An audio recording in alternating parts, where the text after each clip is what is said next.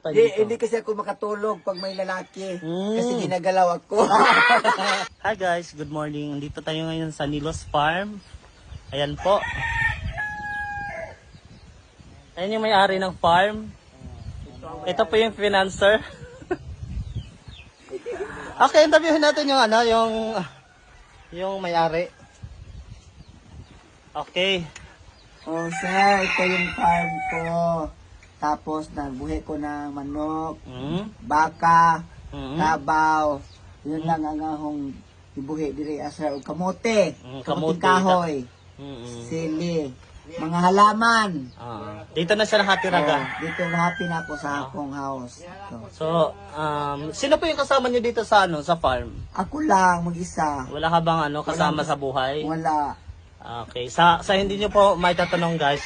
Ito po yung kapatid niya po yan, hindi niya po yan nasawa. Oo, kapatid ko yun. Opo, ito. Tapos, masarap dito. Oo, masarap. Masarap malamig. dito, malamig. Parang bagyo. Oo. Oo. Tapos, makikita mo naman sa... Tapos pasukin natin yung loob kasi kailangan may house tour. Correct. Pasok ka natin. Pasok. Ikaw yung kung ano ito. Pasok tayo guys, pasok. Okay. Ito yung bahay ko, cute. Tapos, ito yung kwarto, may kwarto. Ito yung kwarto ko. May kwarto maliit. Ito yung nagkakumot-kumot. Tapos, ito may CR. May CR. May CR, pero Hindi matapos. Automatic. Hukay. Tapos, ito yung luganan ko, ugasan ko. Hugasan niya, may tubig, kasaingan, ayan. Tapos ito po yung anong tawag sa na to? Sala. Anong tiles yung ginamit nyo? Lupa lang. Lupa tiles. Lupa tiles. Siya po si anong pangalan nyo? Nilo. Angel. Maliwanag. Angel. Siya po yung may-ari ng farm na nakatira nandito ng mga isang dekada ka na nakatira, no? Isang dekada? Tapos, ito rin po yung financer ng mga mga manok.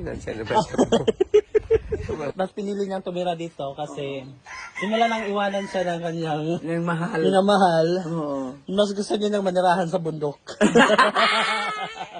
Sa bukid. Ayaw na niya sa Hilaan City. Oo.